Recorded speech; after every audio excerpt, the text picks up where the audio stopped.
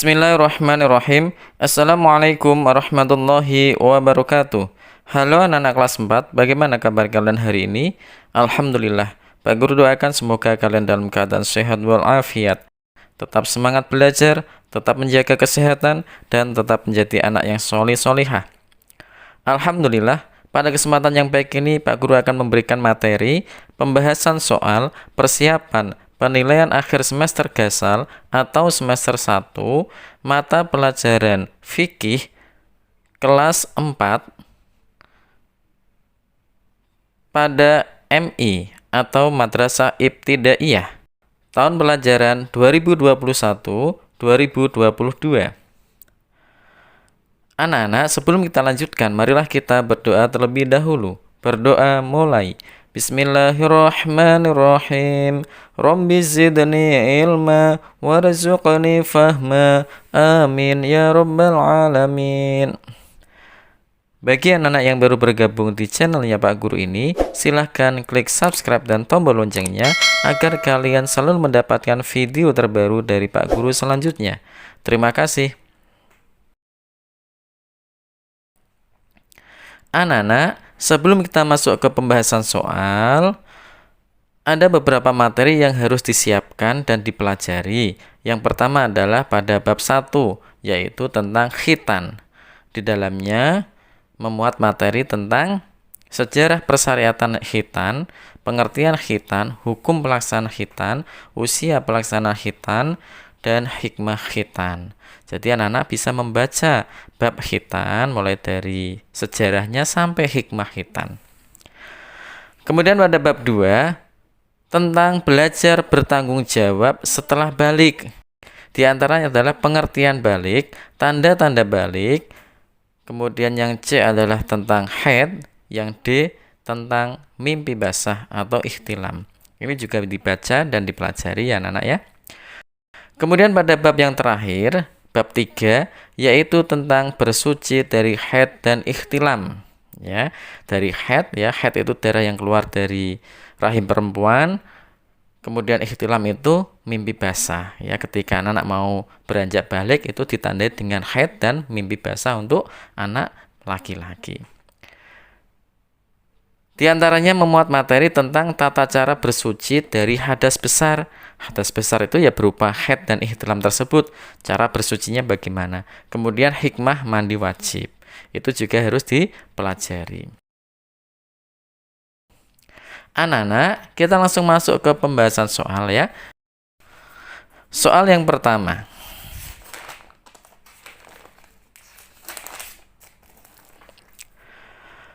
Nomor 1, sejarah khitan dimulai sejak zaman Nabi Adam, Muhammad, Musa, atau Ibrahim. Jawabannya adalah pinter, Nabi Ibrahim alaihissalam. Jadi sejarah khitan itu dimulai sejak zaman Nabi Ibrahim alaihissalam. 2, khotana adalah asal kata dari Khotana itu asal kata dari khitan. Jawabannya adalah A. 3, khitan bagi anak laki-laki adalah memotong kulit yang menutupi . Jadi khitan itu bagi anak laki-laki adalah memotong kulit yang menutupi kepala kemaluan. Ya, dalam istilah Arab dinamakan hasyafah. A jawabannya.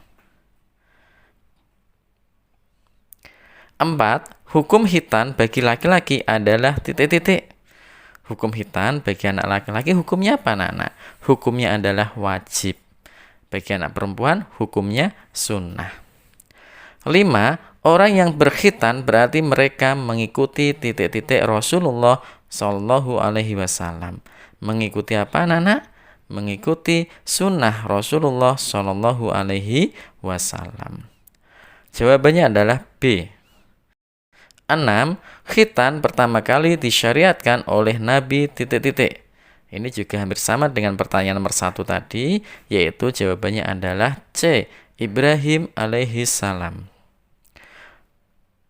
7, di samping merupakan syariat Islam, khitan juga bermanfaat untuk . Jadi ketika anak-anak itu khitan, ya karena kewajiban harus dikhitan sebagai anak laki-laki, Di samping merupakan syariat Islam, khitan juga bermanfaat untuk apa? Untuk kesehatan anak-anak, untuk kesehatan. Jawabannya adalah C, kesehatan. 8. Yang menjadi dasar pelaksanaan khitan adalah Al-Quran surah titik-titik.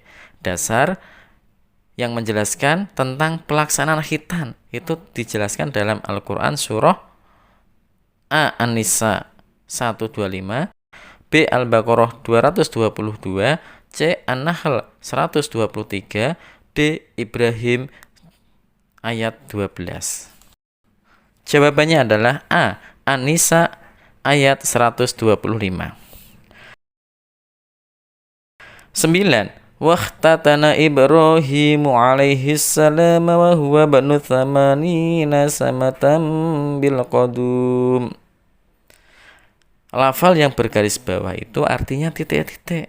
Sama Nina ya, sama Nina itu artinya 80 ya, 80 tahun anak-anak. Jadi ini sejarah Nabi Ibrahim alaihissalam itu dihitan ketika beliau berumur 80 tahun. Ya. Orang pertama yang dihitan adalah Nabi Ibrahim. Beliau berumur 80 tahun anak-anak ya. 80 tahun. Tapi kalau anak-anak yang hebat ya dari sekarang sudah berani untuk dihitan. Tidak usah menunggu kelas 5 atau kelas 6. Kelas 4 pun harus berani untuk dihitan karena banyak manfaatnya. 10. Hadis di atas diriwayatkan oleh titik-titik. Hadis tentang Nabi Ibrahim yang berhitan pada umur 80 tahun itu diriwayatkan oleh Imam Bukhari. Jawabannya adalah B. Bukhari. 11. Orang yang telah wajib menjalankan perintah agama seperti sholat dan puasa disebut dengan titik-titik. Disebut balik. A. Jawabannya balik. 12. Mukallaf adalah kewajiban seseorang untuk melakukan perintah titik-titik. Mukallaf itu kewajiban untuk melakukan perintah agama. Jawabannya adalah B. 13. Maksud kata diangkat pena. Ya, di dalam sebuah hadis ada kata diangkat pena, yaitu tidak diwajibkan melaksanakan titik-titik. Melaksanakan apa anak-anak? Melaksanakan ibadah. Jadi maksud kata diangkat pena itu seseorang yang tidak diwajibkan melaksanakan ibadah itu ditujukan kepada 3 orang anak-anak, yaitu orang gila sampai dia sadar. Jadi kalau orang gila itu tidak diwajibkan untuk beribadah ya karena masih gila. Kemudian orang yang tidur sampai ia bangun ya, ketika ada orang tidur itu juga tidak diwajibkan untuk melaksanakan ibadah. Dan yang terakhir adalah anak kecil ya, anak kecil sampai balik. Jadi anak kecil itu juga tidak diwajibkan untuk beribadah. Cuman untuk anak-anak sekarang ini mereka memang tidak diwajibkan tapi diarahkan, dibiasakan, diajak berlatih untuk melaksanakan ibadah. Begitu anak-anak ya. Paham ya? Alhamdulillah. 14. Menjadi balik adalah sebuah anugerah sekaligus ujian yang sangat besar dari titik-titik. Dari siapa anak-anak? Dari Allah, guru, orang tua, atau teman? Jawaban yang benar adalah A. Dari Allah Subhanahu wa Ta'ala. 15. Secara istilah, balik artinya telah sampai usia seseorang pada titik-titik. Usia seseorang pada kedewasaan. Jawabannya adalah B. Kedewasaan. 16. Tanda-tanda balik bagi anak perempuan adalah titik-titik. Ya, ingat-ingat kalau anak laki-laki itu ditandai dengan ikhtilam atau mimpi basah. Kemudian kalau anak perempuan itu ditandai dengan haid, ya, darah yang keluar dari rahim seorang perempuan. Maka ketika mereka sudah mendapatkan haid, maka dikatakan sebagai anak yang sudah balik. Dan anak laki-laki yang sudah mimpi basah berarti dia sudah balik. 17. Secara bahasa, haid artinya titik-titik. Haid artinya aliran atau sesuatu yang mengalir. Jawabannya adalah D. 18. Waktu minimal, waktu paling sedikit seseorang haid ya. Waktu paling sedikit orang haid adalah titik-titik. Jawabannya yang benar adalah C, sehari semalam. Waktunya yang paling sedikit. 19. La yamassuhu illal mutahharun. Ayat di atas merupakan larangan bagi perempuan haid untuk titik-titik. Illal mutahharun, kecuali orang yang disucikan. La yamassuhu, la yamassuhu, tidak boleh menyentuh. Menyentuh apa? Menyentuh Al-Quran. Jawabannya adalah B, menyentuh Al-Quran. 20. Ihtilam sama artinya dengan titik-titik. Tadi sudah dijelaskan sama Pak Guru bahwa ihtilam itu artinya A, mimpi basah. 21. Jika kamu haid, maka kerjakan ibadah sebagaimana yang dikerjakan para jamaah haji, kecuali titik-titik di Baitullah sehingga suci. Jawabannya adalah kecuali tawaf. Jadi tawaf itu ketika kalian dalam keadaan haid ya, belum suci, tidak boleh. Ya, harus bersuci dulu baru melaksanakan tawaf. 22. Tidak menyentuhnya kecuali orang-orang yang titik-titik. Quran surah Al-Waqiah ayat 79 yang berbunyi la yamassuhu illal mutahharun. Tidak menyentuhnya kecuali orang-orang yang disucikan. B jawabannya. 23. Wanita yang sedang haid dilarang puasa, namun ia titik-titik untuk mengqadha puasa wajib yang ia tinggalkan pada hari yang lain. Jawabannya adalah ia diwajibkan. Jadi ketika ada anak perempuan atau orang perempuan tidak melakukan puasa, tidak mengerjakan puasa karena sedang haid, ya, maka di hari yang lain dia wajib untuk menggantinya. Begitu anak-anak ya, menggantinya di hari yang lain. 24. Menghilangkan hadas besar atau hadas kecil dari badan disebut titik-titik. Menghilangkan hadas besar, hadas kecil itu disebut apa? Bersuci. C jawabannya. 25. Hadas kecil ini dapat disucikan dengan cara titik-titik. Hadas kecil itu dapat disucikan dengan cara berwudu. Jawabannya adalah A, berwudu. 26. Mandi wajib dilakukan untuk mensucikan diri dari titik-titik. Jadi ketika anak-anak mandi wajib itu untuk mensucikan diri agar bisa beribadah kepada Allah SWT, agar bisa melaksanakan sholat, agar bisa membaca Al-Quran. Itu mensucikan diri dari titik-titik, dari hadas besar. Ya, hadas besar. Salah satunya tadi ketika anak-anak mimpi basah, dan untuk anak perempuan ketika selesai haid. Jadi ketika selesai haid maka wajib untuk mandi besar. Jadi ketika haid ya belum sampai darah haidnya habis dulu baru melakukan mandi wajib. 27. Hal yang menyebabkan mandi wajib yaitu titik-titik. Ya, salah satu hal yang menyebabkan seseorang mandi wajib apa?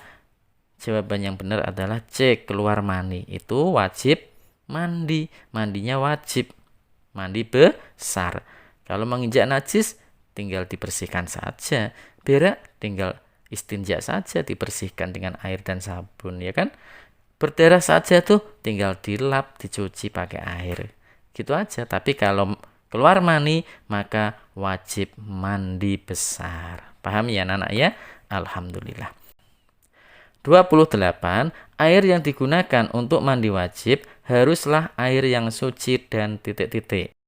Suci dan menyucikan. Jawabannya adalah C, menyucikan. Paham ya? 29. Sesuatu yang apabila dikerjakan akan mendapatkan pahala. Namun, bila tidak dikerjakan tidak berpengaruh pada keabsahan mandi wajib itu. Hal ini disebut dengan titik-titik. Jadi ketika melakukan pekerjaan ini mendapatkan pahala, ketika tidak melakukan pekerjaan ini juga tidak batal mandi wajibnya. Hal ini dinamakan sunnah mandi wajib. Jadi sunnah itu perkara yang dikerjakan mendapatkan pahala, apabila ditinggalkan maka tidak mendapatkan dosa dan pekerjaan itu masih tetap sah. 30.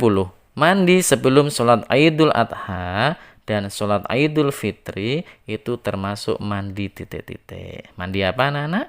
Sunnah, mubah, wajib, haram. Jawaban yang benar adalah A. Sunnah. 31. Menjaga kebersihan badan termasuk salah satu titik-titik mandi wajib. Ketika anak-anak menjaga kebersihan badan itu termasuk apa? Salah satu hikmah mandi wajib. Pintar sekali. 32. Nawaitul husla li raf'i hadasil akbari minal haidhi fardhu lillahi ta'ala. Saya niat mandi besar untuk menghilangkan hadas besar dari haid fardu karena Allah Ta'ala. Bacaan di atas ini merupakan niat mandi bagi wanita haid. C jawabannya. 33. Mandi yang hukumnya sunnah adalah mandi karena titik-titik. Sholat Id, nifas, keluar sperma, atau haid. Jawaban yang benar adalah ketika anak-anak sholat Id. Maka mandi ketika anak-anak sholat Id hukumnya sunnah. Tapi ketika keluar sperma, haidnya selesai, ketika ada orang yang melahirkan, ya, yang disebut dengan nifas itu darah nifas, maka mereka wajib mandi besar. 34. Menghilangkan kotoran yang ada pada badan termasuk salah satu titik-titik. Ya, ketika anak-anak mandi besar, anak-anak menggosok kotoran, menghilangkan kotoran itu termasuk sunnah dalam mandi wajib. Sunnah ya anak-anak ya. 35. Salah satu sunnah mandi wajib yaitu titik-titik. Salah satu sunnahnya adalah membaca basmalah anak-anak ya. Mandi wajib itu banyak sunnahnya, membaca basmalah, menghadap kiblat ya kan, kemudian menghilangkan kotoran yang ada pada badan dan banyak lagi. Itu anak-anak bisa membaca di buku paketnya atau di LKS-nya masing-masing. Jadi jawabannya adalah B, membaca basmalah. Anak-anak, demikianlah pembahasan tentang mata pelajaran fikih ya untuk kelas 4 MI atau Madrasah Ibtidaiyah. Mudah-mudahan bermanfaat untuk anak-anak semuanya. Mudah-mudahan anak bisa mengerjakan dengan baik dan mendapatkan nilai yang baik pula. Marilah kita akhiri pembelajaran ini dengan membaca hamdalah bersama-sama. Alhamdulillahirabbil alamin. Wassalamualaikum warahmatullahi wabarakatuh.